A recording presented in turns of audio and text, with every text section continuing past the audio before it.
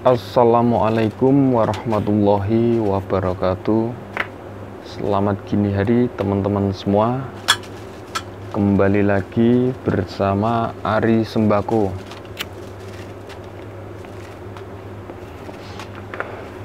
Sharing-sharing mengenai ide usaha rumahan, ide usaha kecil-kecilan, ide usaha modal minim, dan juga ide usaha modal pas-pasan.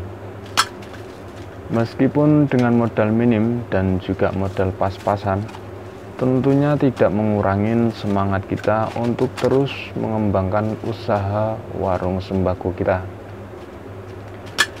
Di video kali ini teman-teman, ini pada hari Minggu malam Senin ya, dan ini sudah kisaran jam 12 malam. Jadi setelah saya tutup toko saya masih ada pekerjaan yang harus saya selesaikan. Salah satunya ini saya sedang membungkusin sagu dan juga terigu. Sagu yang biasanya dibelanja sama pelanggan saya, yaitu tukang some teman-teman. Tukang some yang biasa memakai untuk kategori sagu ini.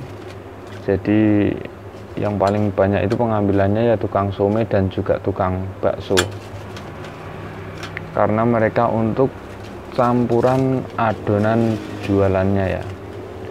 Jadi kalau some itu tentunya menggunakan sagu dan bakso juga menggunakan sagu.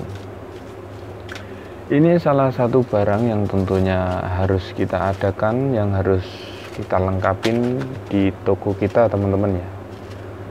Untuk porsinya, porsi belanjanya pun tidak harus satu karung teman-teman. Untuk para pemula, untuk para perintis usaha warung sembako yang baru-baru buka, contohnya seperti saya ini yang juga masih pemula, masih perintis teman-teman. Untuk awal-awal kita sediakan dulu 5 kilo sampai 10 kilo. Dan untuk macam timbangannya tentunya kita juga harus memvariasikan teman-teman. Ada yang kiloan, ada yang tengahan, dan juga ada yang paling kecil itu seperempatan. Untuk sagu ini saya menjualnya di sini per 1 kilonya 13.000 teman-teman. Untuk sagu ini 12.000 teman-teman, mohon maaf. Untuk sagu ini 12.000 ya untuk per 1 kilo. Dan bila mana kalau ada pengambilan yang di atas rata-rata, untuk harga jual lagi maupun tidak dijual lagi, untuk tetapi dengan pengambilan yang di atas rata-rata tentunya harganya masih saya kurangin teman-teman. Untuk sagu ini, harga sagu ini, jadi tentunya kita harus pinter-pinter mengolah juga untuk harga sebelum kita memberikan harga kepada konsumen dan customer kita dan juga pelanggan kita. Kita tentunya harus mengetahui modal barang yang harus kita jual ke konsumen dan pelanggan kita teman-teman ya. Jadi kalau pelanggan itu menawar, seumpamanya sagu, saya ngambil 5 kilo, harga per kilonya berapa mas? Saya di sini menjualnya 12.000, Pak, Bu. Kalau pengambilannya banyak ya bisa dikurangin, kita bisa kurangin 11,5 apa 11.400. Yang terpenting kita masih mendapatkan sedikit upah teman-teman ya. Jadi untuk harga ketengan dan juga untuk harga porsi grosiran itu tentunya kita harus membedakan. Jadi kalau pelanggan kita itu pengambilannya di atas rata-rata, tentunya kita harus mengurangi juga untuk harganya untuk sagu ini. Jadi ya kita sediakan dulu sedikit-sedikit 5 kilo sampai 10 kilo, dikarenakan untuk barang ini kan tidak basi ya. Untuk expirednya juga tentunya masih lama. Kalau di toko saya itu kebanyakan yang menggunakan sagu ini tentunya kalau pengambilan banyak itu seperti pedagang-pedagang kaki lima teman-teman ya, seperti contohnya yang tadi itu yang sudah saya bilang ya, seperti tukang somai dan juga tukang bakso. Kalau untuk perumahan itu ya 1-2 itu yang menggunakan 1/4 sampai setengah kilo. Untuk yang 1 kilo itu kalau untuk khusus untuk rumahan itu jarang-jarang. Jadi untuk kategori sagu ini biasanya yang ngambil itu pedagang-pedagang kaki lima. Dan selain itu teman-teman, di sini juga ada terigu juga teman-teman ya. Yang sedang saya bungkus ini adalah terigu. Kalau untuk terigu ini kita bisa sediakan juga untuk kategori terigu ini tentunya di toko sembako, di toko kelontong itu tentunya juga harus ada teman-teman ya. Dengan porsi juga tidak harus begitu banyak, 5 kilo sampai 10 kilo untuk awal-awal. Tetapi kalau kedepannya itu untuk terigu dan sagu ini lakunya, penjualannya itu pesat, laku banget lah, hitungannya laris manis. Untuk porsinya kita bisa tambahin teman-teman. Tentunya kalau di awal-awal perintis itu dari pengalaman saya pribadi dulu ya, masih menjajaki para pelanggan lah untuk keperluan dan kebutuhannya itu kira-kira yang banyak digunakan itu apa. Jadi kalau satu hari ada pelanggan satu, pelanggan tetap, untuk pengambilannya itu 3 kilo sampai 4 kilo bahkan sampai 5 kilo tentunya kita belanjakan. Untuk sagu dan juga terigu ini kita bisa ambil per 1 karung atau per 1 bal. Itu tentunya kita mendapatkan harga yang begitu miring dan juga lebih murah dibandingkan dengan harga kiloan ya tentunya ya teman-teman ya. Dan perlu digarisbawahi sekali lagi yang harus saya sampaikan ke teman-teman semua, sebelum kita melakukan penjualan, belum kita memberikan patokan harga kepada pelanggan dan juga customer kita tentunya harus mengetahui modal. Jadi untuk pedagang warung sembako itu tentunya poin itu utama itu cuma satu teman-teman, kita harus mengetahui modal, harga modal barang yang kita jual kepada customer dan pembeli kita.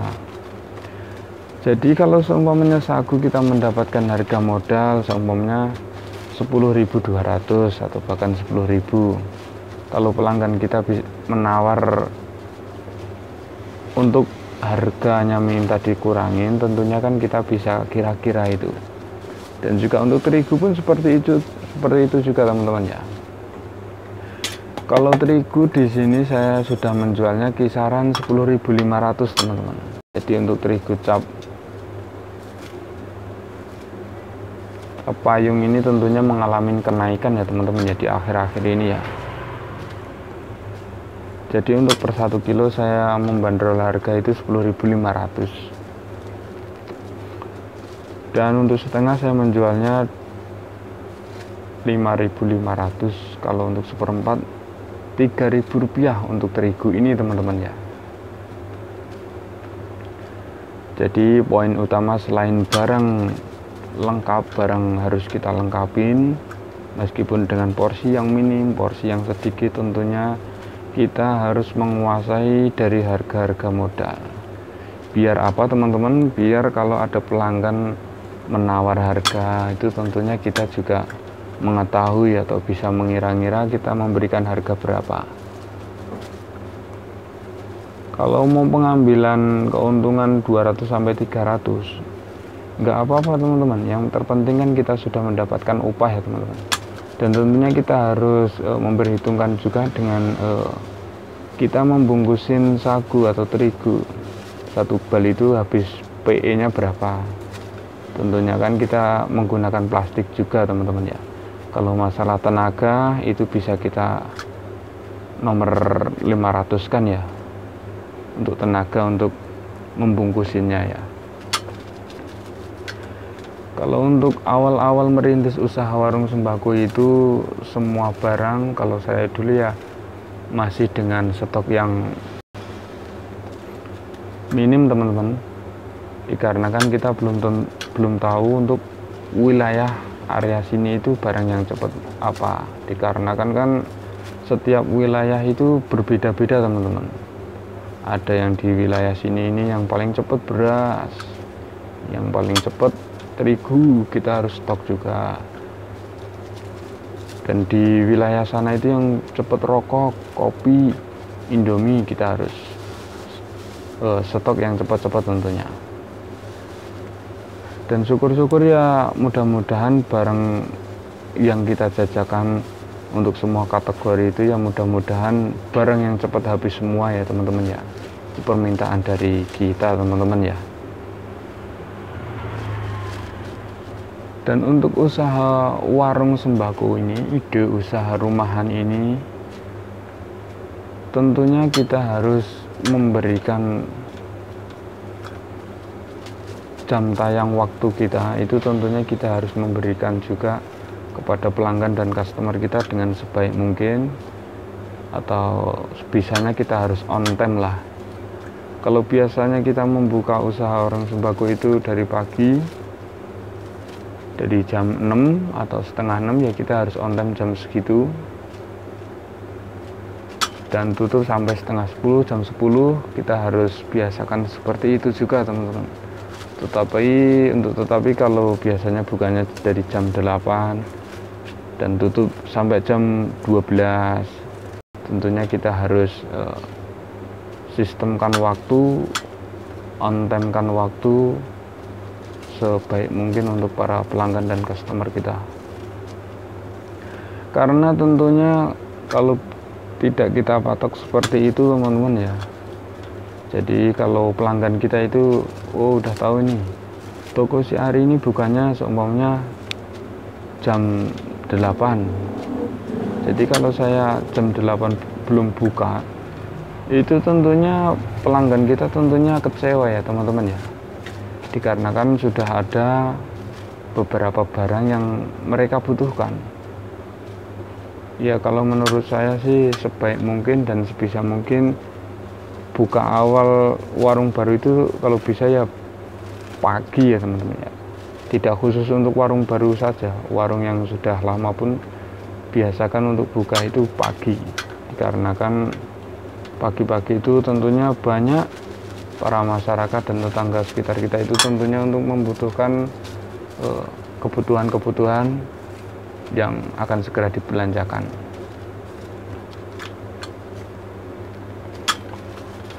Dan ini saya kurang lebih ya jam 12-an sampai setengah 1 ini saya bungkusin sagu dan juga terigu, dikarenakan besok pagi ada juga kelanjutan pekerjaan yang harus saya lakukan.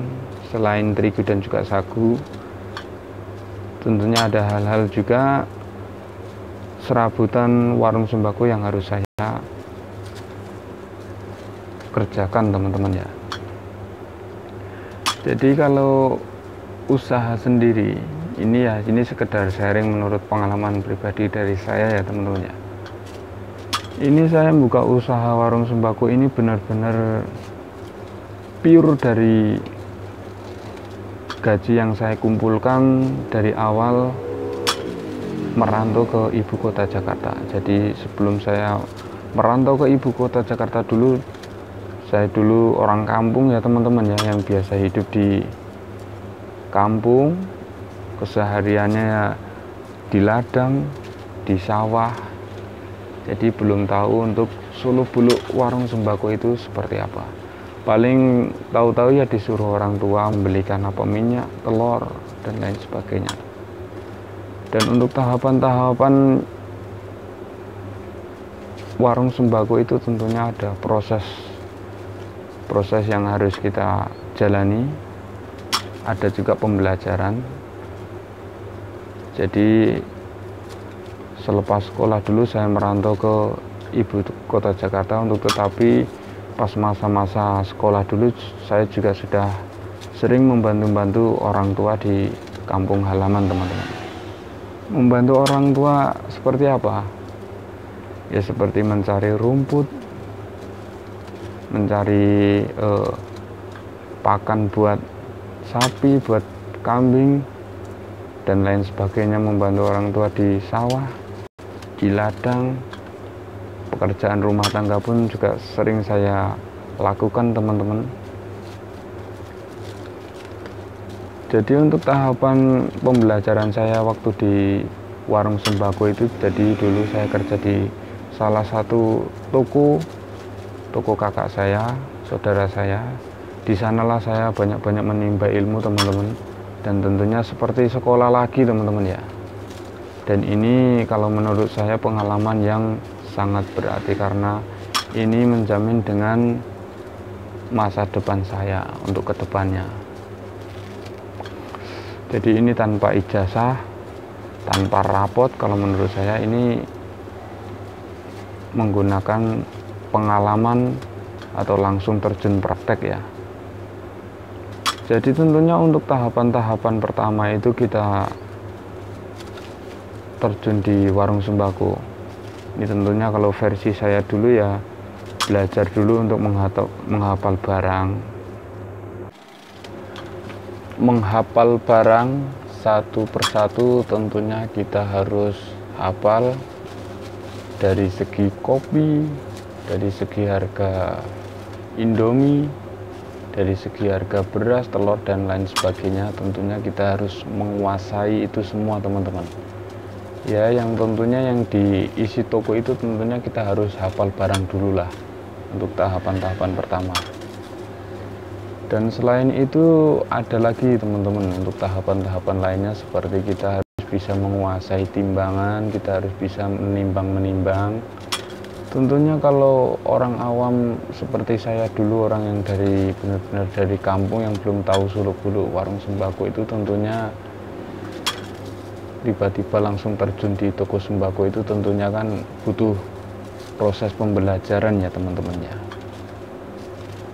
Dan yang seperti saya bilang tadi, kalau usaha warung sembako ini benar-benar tidak membutuhkan ijazah, rapot, dan lain sebagainya. Yang kita butuhkan adalah khususnya selain uang, tentunya kita harus mempunyai pengalaman dan pengertian tersendiri mengenai pengelolaan dan pengaturan warung sembako ini. Jadi untuk warung sembako yang apalagi itu milik kita sendiri, teman-teman ya, kalau menurut saya ya kembangkan dan kelola dengan sebaik mungkin, teman-teman. Jadi jangan seenaknya saja, teman-teman. Kita harus mengembangkan dan mengelola usaha kita sendiri itu dengan sebaik mungkin. Dan juga jangan gengsi, teman-teman ya. Belanja sedikit, jangan gengsi, teman-teman. Intinya kita terus semangat untuk mengembangkan usaha warung sembako kita. Dan mungkin cukup sekian ya, teman-teman ya, untuk sharing kali ini. Dikarenakan ini sudah larut malam juga, saya juga mau istirahat, teman-teman. Disambung besok lagi. Dan yang baru bergabung di channel Ari Sembako, bisa untuk dukungannya, like, comment, share, dan subscribe. Semoga bermanfaat ya, teman-teman ya. Wassalamualaikum warahmatullahi wabarakatuh. Matur, thank you, teman-teman.